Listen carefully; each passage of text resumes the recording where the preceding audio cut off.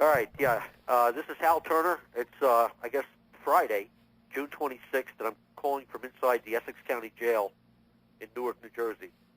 I want to give you guys a quick update on the inside scoop and goings-on my case, and just let you know that I really, really need your help. The charges that were filed against me are 100% absolutely false. At no time did I personally ever threaten to hurt anybody, and the words that are printed in the complaint against me prove that I never said that I personally was going to do any of those things. I based my writing on 5 separate U.S. Supreme Court cases. The cases are Brandenburg versus Ohio, which says that advocating crime and violence is lawful, except if you are, right in front of a target where people might be spurred to imminent lawlessness. The next case that covers what I wrote and protects it as free speech, a case called Indiana versus Hess, H-E-S-S. And that case said that remarks designed that could cause violence, if they're not directed toward a clearly identifiable group who might commit violence, those remarks are also protected. Next case, NAACP versus Claiborne Hardware, was from 1982. The court ruled that people who make speeches can't just always communicate in calm, dulcet tones. They have to be engaging to the audience. They have to, get the audience's attention. And that's what I did with my writings. So I am totally confident that everything I said was within the meaning of the law based on those Supreme Court cases, and I am confident that we can defeat this case. But it is going to cost a fortune to battle the federal government of the United States, and I need your help. There's a problem between me and my family. All the pressure of these arrests and all the pressure, years of publicity, have put my wife in a situation where she and I are not working as a team anymore. I'm absolutely on my own. And so, without your help, there's no way I can get out of jail. They want like $200,000 bail. Without your help, there's no way I can get out of jail to even assist in my own defense. You guys have my home address. It's Hal Turner, Turner, 1906 Patterson Plank Road, and the city is North Bergen, Bergen, New Jersey, 07047. I'm begging you, please help get me out of jail. Please send whatever cash, check, or money order you can to my wife, Phyllis, Phyllis. That last name is Turner. Now, the studio line, 201-484-0060, is still working, but I'm not sure we're going to be able to keep the server up. So it may go down on its own in the next couple of days. But if we can get some money in here, we can keep it up and keep you guys abreast of what's going on. I am not cut out for this, folks. Internet tough guy and all, but I got to tell you, I am not cut out for where I am. The police department, the U.S. Marshals have me in protective custody because I'm in Essex County Jail, and I'm pretty much the only white guy here.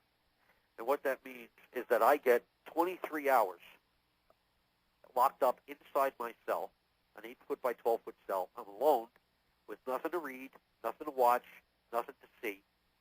I'm allowed out to take a shower and to get exercise for like a half hour a day, and that's it. That's my day.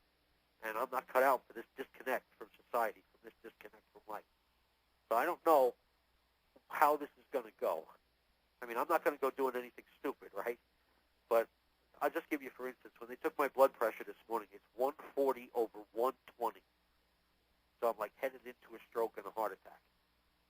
And if that happens, it happens. But I need your help, and I'm asking you to please help. I want to also point out there are big differences between my case and the case involving Bill White from the NSM or the ANSWP. Unlike Bill White, I never personally communicated to any individual. Unlike Bill White, I never sent written communications to any individual. And unlike Bill White, I never made communications to an individual regarding personal matters, the way he did with his credit bureau report or whatever. So the charges against Bill White and the charges against me are the same, but the circumstances between the two cases are very, very different. That's why, that's one of the big reasons that I have an excellent chance of beating this thing. But I can't do it without your help. It's going to cost tens of thousands of dollars to get lawyers in Chicago. The U.S. Marshal Service is probably going to take me to Chicago sometime within the next couple of days. I don't know. I have no control over it. And I won't be able to talk to you probably ever again. Oh, incidentally, one final thing. You know how James Wickstrom always says you only take flak when you're over enemy territory? I want to prove to you that this whole thing was designed to shut me up. The conditions of my release on bail, if I'm able to get the bail, the conditions of my release are I have to stay in the house under house arrest with electronic monitoring. I am not allowed to even look at the Internet. I cannot surf the web, and nobody in my family can surf the web. The court would install monitors on their computers to make sure they can't surf the web. I am not allowed to be on the radio or host my own radio show, and I must surrender any radio broadcasting equipment that I own, including shortwave radios, so that I cannot be heard by the public. These are the terms that were set out by the Assistant United States Attorney in the U.S. District Court in Newark, New Jersey, yesterday when I went for my arraignment. So clearly, they are terrified of the information that I've been giving out. And I want to tell you one final thing. The FBI agents that raided the house on Wednesday, guys, one agent's name is Dan Bruner, B-R-U-N-E-R. He's from the FBI in Newark, New Jersey. Then there's Kimberly F., middle initial F. Last name is Wojciech or Wojciechowicz. It's some Polak name like that. And then another agent came out from Chicago. His name was Mark Walschrauliger or something like that.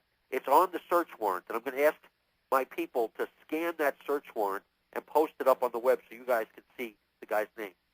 All of those agents said to their bosses on their phones in front of me, we don't have probable cause to arrest this guy. This guy is harmless.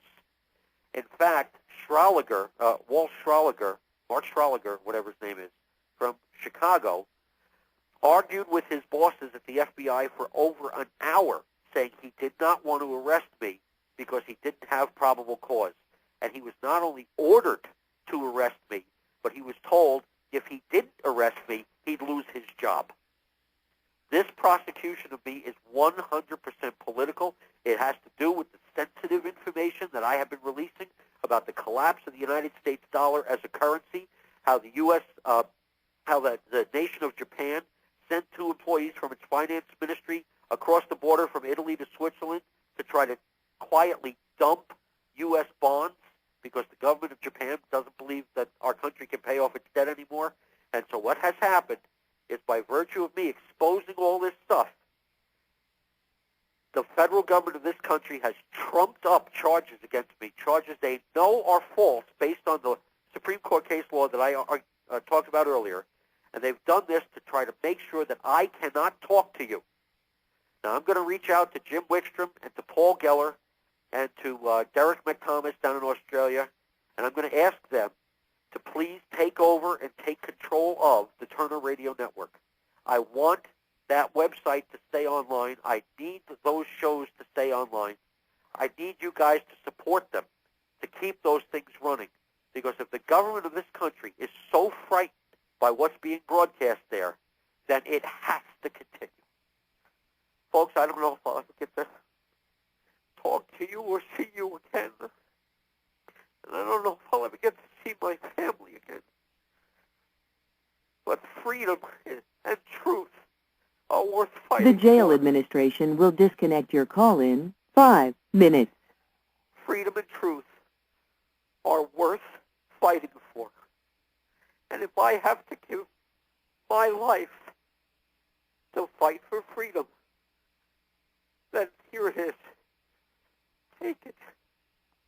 I'm Hal Turner. Goodbye.